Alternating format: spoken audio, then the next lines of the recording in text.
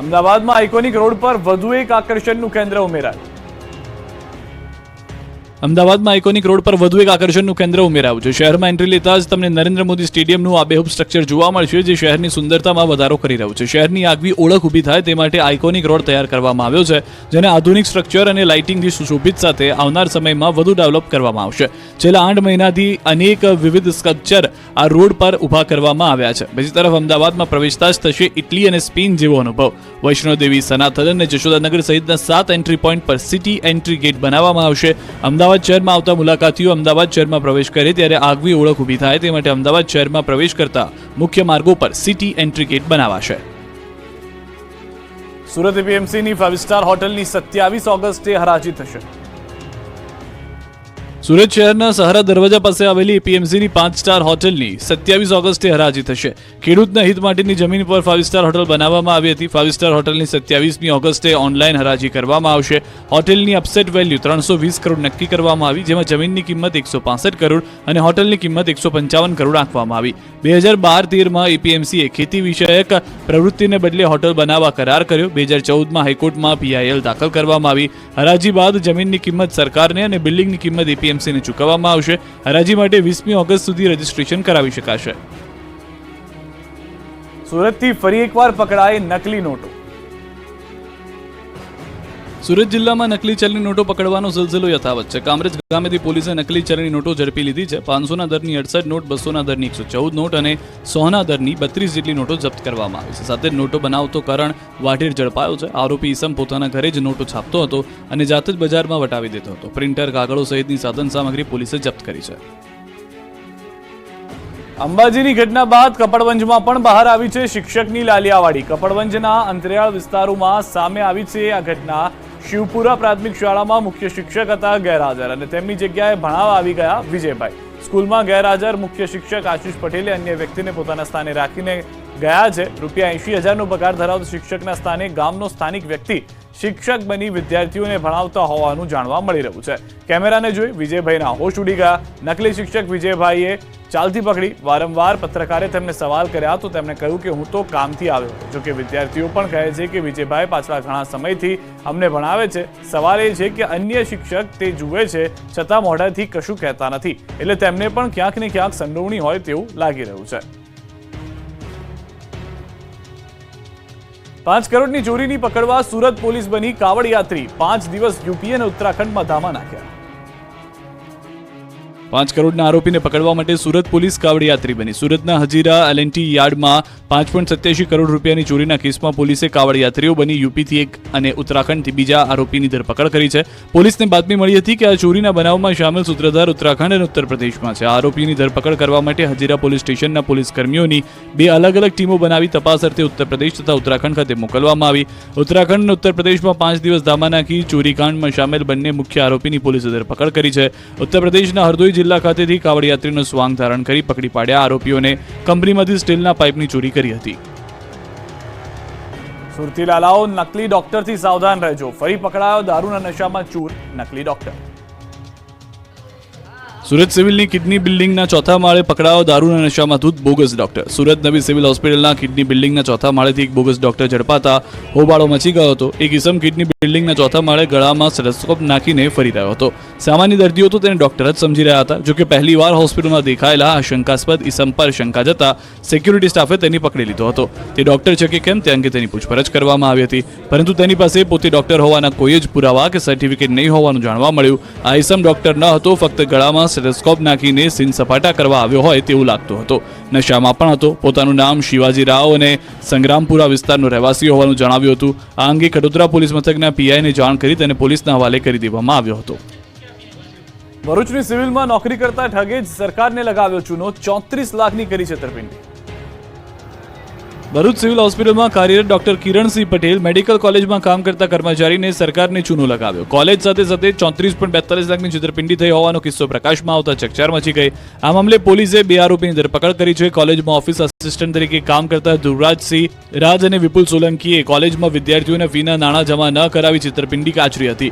તબક્કાવાર ₹34.42 લાખની છેતરપિંડી થઈ હોવાનું બહાર આવ્યું. કોલેજના chief administrative officer Gopika Mekhia maternity leave પર ગયા હતા. આ સમયગાળા દરમિયાન કોલેજના ઓફિસ આસિસ્ટન્ટ તરીકે કામ કરતા જાડેશ્વર ખાતે રહેતા ધ્રુવરાજસિંહ રાજ અને વિપુલ સોલંકીએ વિદ્યાર્થીઓ પાસેથી ફી લીધી.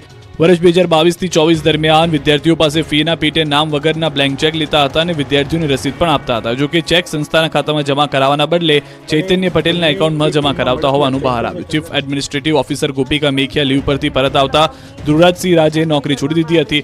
જો કે તેઓએ ફીનો હિસાબ તપાસતા છેતરપિંડી થઈ હોવાનું બહાર આવ્યું હતું. આરોપી વિપુલ સોલંકી અને ચૈતન્ય પટેલની ધરપકડ કરવામાં આવી છે, જ્યારે ધ્રુવરાજસિંહ રાજ વિદેશમાં હોય તેની ધરપકડ માટેના ચક્રો ગતિમાન કરાયા છે. આપણું ગુજરાતમાં અત્યારે બસ આટલું જ.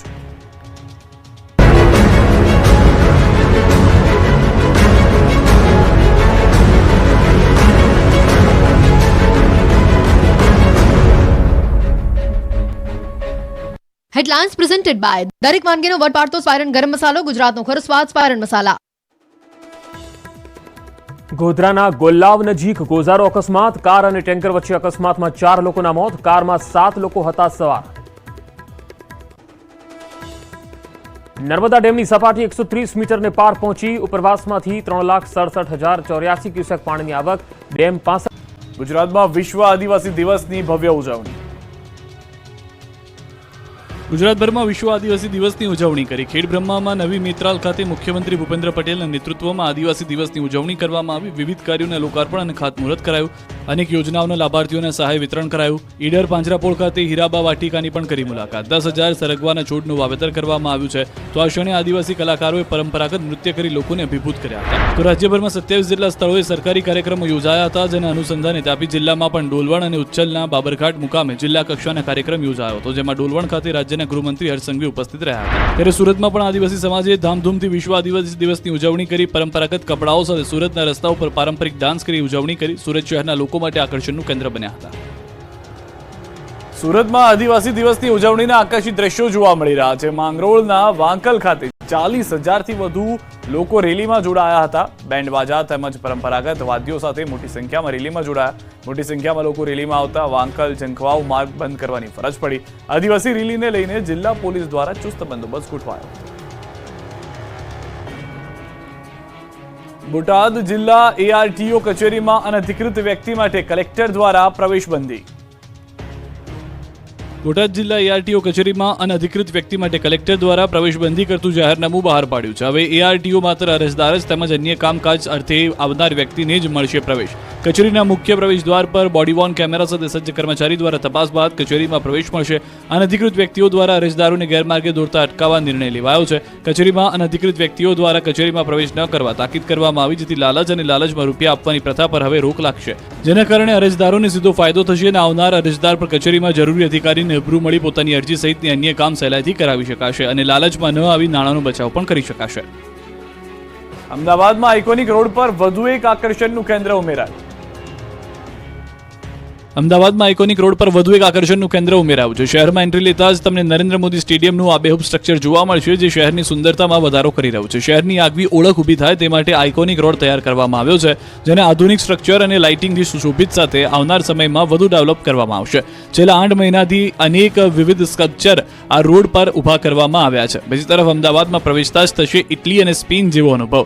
વૈષ્ણોદેવી, સનાતન અને જશોદાનગર સહિતના 7 એન્ટ્રી પોઈન્ટ પર સિટી એન્ટ્રી ગેટ બનાવવામાં આવશે. અમદાવાદ શહેરમાં આવતા મુલાકાતીઓ અમદાવાદ શહેરમાં પ્રવેશ કરે ત્યારે આગવી ઓળખ ઊભી થાય તે માટે અમદાવાદ શહેરમાં પ્રવેશ કરતા મુખ્ય માર્ગો પર સિટી એન્ટ્રી ગેટ બનાવાશે.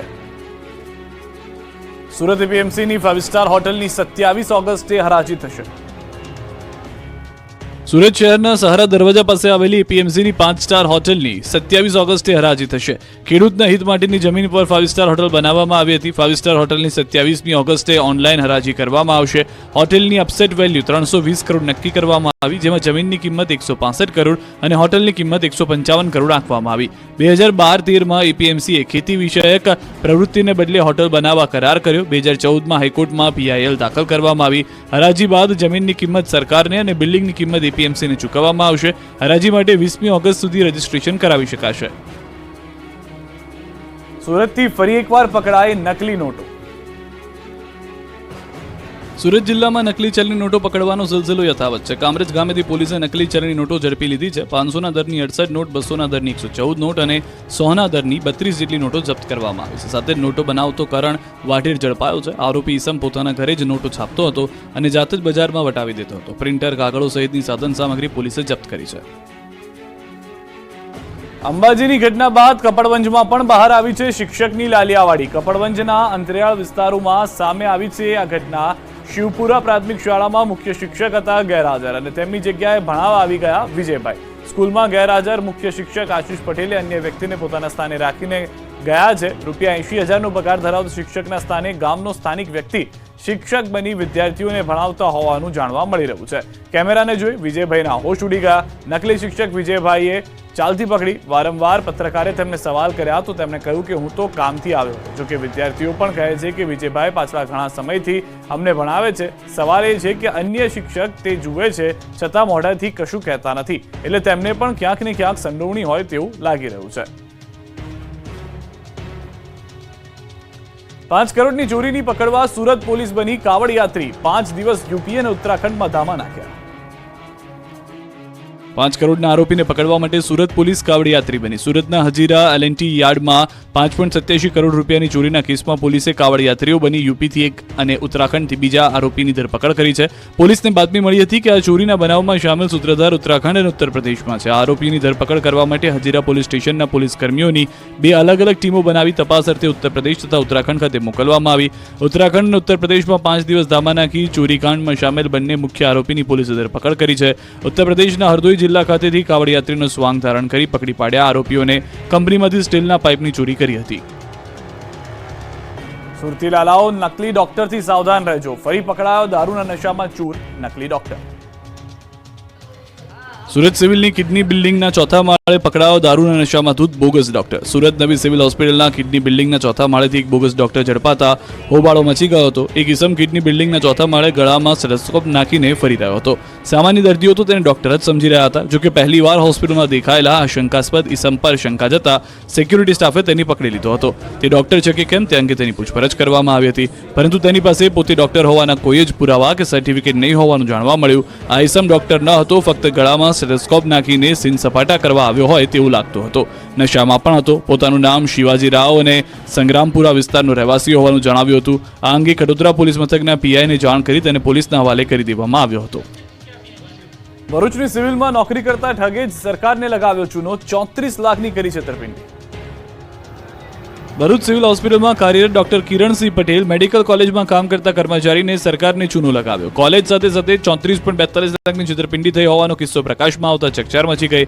આ મામલે પોલીસે 2 આરોપીની ધરપકડ કરી છે. કોલેજમાં ઓફિસ આસિસ્ટન્ટ તરીકે કામ કરતા ધ્રુવરાજસિંહ રાજ અને વિપુલ સોલંકીએ કોલેજમાં વિદ્યાર્થીઓને ફીના નાણાં જમા ન કરાવી છેતરપિંડી આચરી હતી. તબક્કાવાર ₹34.42 લાખની છેતરપિંડી થઈ હોવાનું બહાર આવ્યું. કોલેજના chief administrative officer Gopika Mekhia maternity leave પર ગયા હતા. આ સમયગાળા દરમિયાન કોલેજના ઓફિસ આસિસ્ટન્ટ તરીકે કામ કરતા જાડેશ્વર ખાતે રહેતા ધ્રુવરાજસિંહ રાજ અને વિપુલ સોલંકીએ વિદ્યાર્થીઓ પાસેથી ફી લીધી.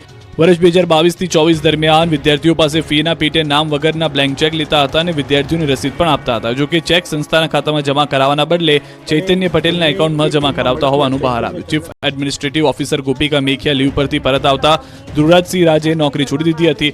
જોકે તેઓએ ફીનો હિસાબ તપાસતા છેતરપિંડી થઈ હોવાનું બહાર આવ્યું હતું. આરોપી વિપુલ સોલંકી અને ચૈતન્ય પટેલની ધરપકડ કરવામાં આવી છે, જ્યારે ધ્રુવરાજસિંહ રાજ વિદેશમાં હોય તેની ધરપકડ માટેના ચક્રો ગતિમાન કરાયા છે. આપણું ગુજરાતમાં અત્યારે બસ આટલું જ.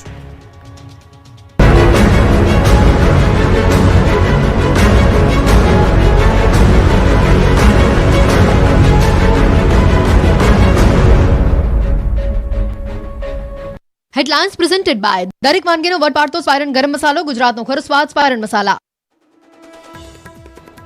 ગોધરાના ગોલ્લાવ નજીક ગોઝારો અકસ્માત. કાર અને ટેન્કર વચ્ચે અકસ્માતમાં 4 લોકોના મોત. કારમાં 7 લોકો હતા સવાર. નર્મદા ડેમની સપાટી 130 મીટરને પાર પહોંચી. ઉપરવાસમાંથી 3,67,084 ક્યુસેક પાણીની આવક. ડેમ 65% ઉપર ભરાયો.